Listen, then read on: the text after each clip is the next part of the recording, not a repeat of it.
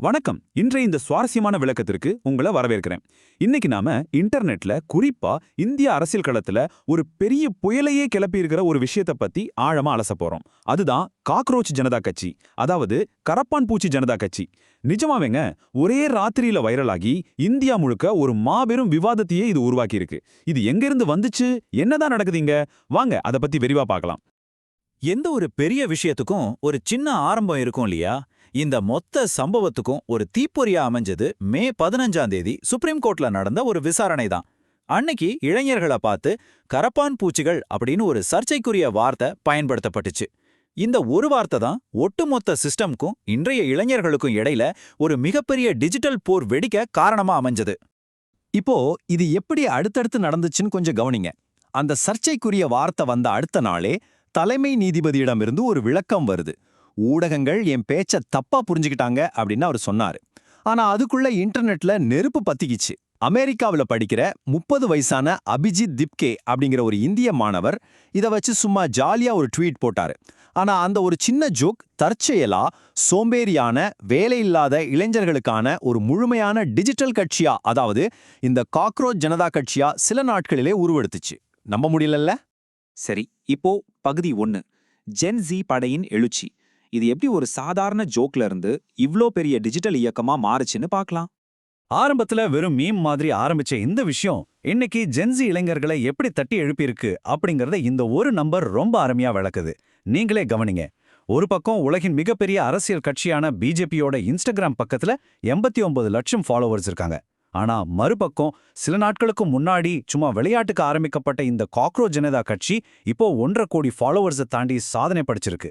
இது பார்க்கறதுக்கே ஒரு சினிமா கிளைமேக்ஸ் மாதிரி ரொம்ப ஆச்சரியமா இருக்குல்ல?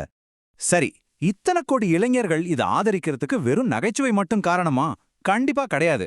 இதோட ஆதரவாளர்கள் என்ன சொல்றாங்கன்னா, இந்த எழுச்சி ஏதோ போலியானது கிடையாது. சிஸ்டம் தொடர்ந்து தோட்டு போறதால இளைஞர்கள் மனசுல இருக்கிற ஆழமான விரக்தியோட வெளிப்பாடுதான் இது. உதாரணத்துக்கு சொல்லணும்னா, நீட் உட்பட கடந்த 7 வருஷத்துல நடந்த 60 பேப்பர் லீக்குகள், வேலையில்லா திண்டாட்டம், சீரழிஞ்சு போன கல்வி முறை, அப்புறம் மீடியா கட்டுப்பாடுகள், இந்த மாதிரி நிஜமான பிரச்சனைகள் தான் இந்த மாபெரும் டிஜிட்டல் படைக்கு எரிபொருளா மாறியிருக்கு. அடுத்து பகுதி 2, ஒரு புரட்சிகரமான தேர்தல் அறிக்கை. இந்த சிஜேபி கட்சியோட உண்மையான கோரிக்கைகள் என்னன்னு இப்போ டீகோட் பண்ணி பார்க்கலாம். இவங்க வெறும் இன்ஸ்டாகிராம் பக்கத்தோட நிக்கலிங்க, ரொம்ப தெளிவான ஒரு 5 அம்ச தேர்தல் அறிக்கையை ரிலீஸ் பண்ணியிருக்காங்க. இதுல ரொம்ப கவனிக்க வேண்டிய விஷயம் என்னன்னா, இந்த கோரிக்கைகள் எல்லாமே சிஸ்டத்தை கேள்வி கேட்கிற மாதிரியே அமைஞ்சிருக்கு. அதாவது, ஓய்வு பெற்ற நீதிபதிகளுக்கு ராஜ்யசபா பதவிகள் தரக்கூடாது, கட்சி தாவர எம்எல்ஏ எம்பிகளுக்கு 20 வருஷம் தடை, நீட் பிரச்சனைக்காக கல்வி அமைச்சர் ராஜினாமா பண்ணணும். இப்படி உங்களோட கோரிக்கைகள் ரொம்பவே ஸ்ட்ராங்கா இருக்கு. இன்னொரு சாதாரண அரசியல் கட்சியா மாறாம அதிகாரத்தை தைரியமா கேள்வி கேட்கறது தான் இவங்களோட நோக்கம்னு ரொம்ப தெளிவா புரியுது. இவங்க எந்த மாதிரியான போராட்ட வழியை தேர்ந்தெடுத்திருக்காங்கன்னு தெரியுமா? சமீபத்துல வங்கதேசத்திலயோ நேபாளத்திலயோ நடந்த மாதிரி வன்முறையான போராட்டங்களை இவங்க கையில எடுக்கல. அபிஜித் தீப்கே காந்தி மற்றும் அம்பேத்கரோட அகிம்சை வழியில ஈர்க்கப்பட்டு டிஜிட்டல் சத்தியாகிரகா அப்படிங்கிற ஒரு புது கான்செப்டை முன்னெடுக்கிறாரு. அதாவது, ரோட்டுக்கு வந்து கல்லெறிஞ்சு போராடாம இமெயில் பண்றது, கமெண்ட்ஸ் போடுறது, ரிப்போர்ட் கார்டுகளை ஷேர் பண்றது, ஊழலை ஆன்லைன்லயே அம்பலப்படுத்துறது, இப்படி ரொம்ப அமைதியான ஆனா பவர்ஃபுல்லான முறையில அரசியல்வாதிகளை கேள்வி கேட்கறாங்க. சரி, இப்போ பகுதி 3, அதிகார வர்க்கத்தின் பதிலடி. பிரதான ஊடகங்கள் இதை எப்படி விமர்சிக்கிறாங்கன்னு நாம கண்டிப்பா பார்க்கணும். எந்த ஒரு புது இயக்கம் வந்தாலும் அதுக்கு 2 பக்கம் இருக்கும் இல்லையா? இப்போ ஆதரவாளர்களுக்கும் விமர்சகர்களுக்கும் இடையில நடக்கிற இந்த விவாதத்தை கொஞ்சம் கவனிங்க. ஆதரவாளர்கள் இதை ஜென்சி இளைஞர்களோட ஒரு தன்னிச்சையான உண்மையான புரட்சின்னு கொண்டாடுறாங்க. ஆனா டிடி நியூஸ் மாதிரி விமர்சகர்கள் என்ன சொல்றாங்கன்னோ, இது வெறும் சோஷியல் மீடியா ஸ்டண்ட் தானு நாதிடுறாங்க. முக்கியமா அபிஜித் திப்கே இதுக்கு முன்னாடி ஆம் ஆத்மி கட்சியோட சமூக ஊடக வியூகவாதியா இருந்ததால இது ஆம் ஆத்மி கட்சியோட பி டீம் சதி அப்படின்னு ரொம்ப கடுமையான விமர்சனங்களும் வைக்கப்படுது. அது மட்டும் இல்லாம விமர்சகர்கள் இன்னொரு முக்கியமான விஷயத்தையும் சுட்டிக்காட்டுறாங்க. இந்த கட்சியில சேரணும்னா நீங்க சோம்பேறியா இருக்கணும், வேலை இல்லாம இருக்கணும், எப்போதுமே ஆன்லைன்லயே அடிக்ட் ஆயிருக்கணும். இது அவங்களோட தேர்தல் அறிக்கையிலே இருக்கு. இதை வச்சு பார்க்கும்போது இது ஒரு தீவிரமான அரசியல் இயக்கம் கிடையாது, இது வெறும் மீன் கல்ச்சரை பெருமைப்படுத்துற ஒரு விஷயம்தான் அப்படின்னு அவங்க ஆணித்தரமா சொல்றாங்க. அப்போ இன்ஸ்டாகிராம்ல ஃபாலோவர்ஸ் இருந்தா அது நிஜமான அரசியல் பலமா மாறிடுமா? இங்கதான் ஊடகங்கள் ஒரு சூப்பரான ஒப்பீட்டை முன்வைக்கிறாங்க. அதாவது, திறமையான பாடகர் அரிஜித் சிங்கை விட பாடகி நேஹா கக்கருக்கு இன்ஸ்டாகிராம்ல ஃபாலோவர்ஸ் ரொம்ப அதிகம். அதுக்காக ஃபாலோவர்ஸை வச்சு திறமையை அளவிட முடியுமா?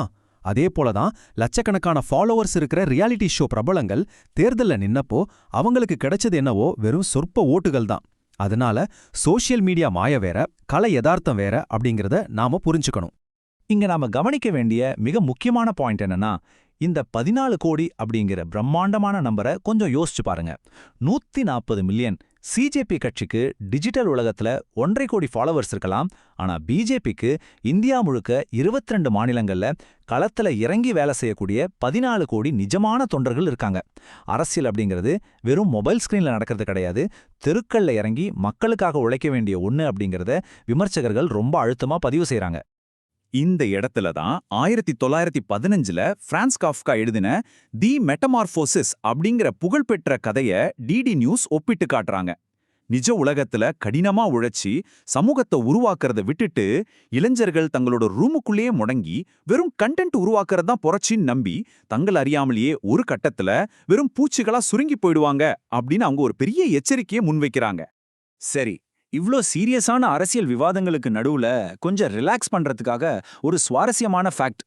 உலகத்தையே அச்சுறுத்துற ஜெர்மன் கரப்பாம்பூச்சி இருக்குல்ல, அது உண்மையிலேயே ஜெர்மனியை சேர்ந்ததே கிடையாதாம். சுமார் 1200 வருஷங்களுக்கு முன்னாடி நம்ம இந்தியா அல்லது மியான்மார்ல இருந்து தான் அது உலகெங்கும் பரவியிருக்கு அப்படின்னு ஆய்வுகள் சொல்லுது. என்ன ஆச்சரியமா இருக்கா? ஓகே, மறுபடியும் நம்ம தலைப்புக்கு வருவோம். இந்த காக்ரோச் ஜனதா கட்சியின் இப்போதைய நிலைமை என்ன? இப்போதைக்கு அவங்களோட எக்ஸ், அதாவது ட்விட்டர் அக்கவுண்ட் முடக்கப்பட்டிருக்கு. ஆனா அதுக்காக இவங்க சும்மா இல்ல.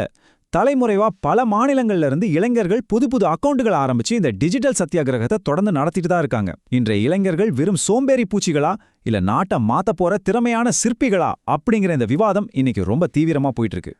இறுதியா நாம யோசிக்க வேண்டிய ஒரு முக்கியமான கேள்வி இதுதான்.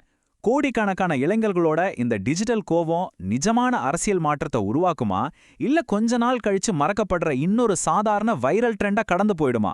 இன்டர்நெட் பாலிடிக்ஸ் உண்மையிலே இந்திய அரசியலை மாத்துமா அப்படிங்கிறத காலம்தான் பதில் சொல்லணும். இந்த விரிவான அலசல் உங்களுக்கு ரொம்ப சுவாரஸ்யமாவும் பயனுள்ளதாவும் இருந்திருக்கும்னு நம்புறேன். இந்த விஷயத்தை பத்தி இன்னும் நிறைய தெரிஞ்சுக்கணும்னு உங்களுக்கு தோணும்னு நினைக்கிறேன். மீண்டும் ஒரு அருமையான தலைப்போட உங்களை சந்திக்கிறேன். நன்றி.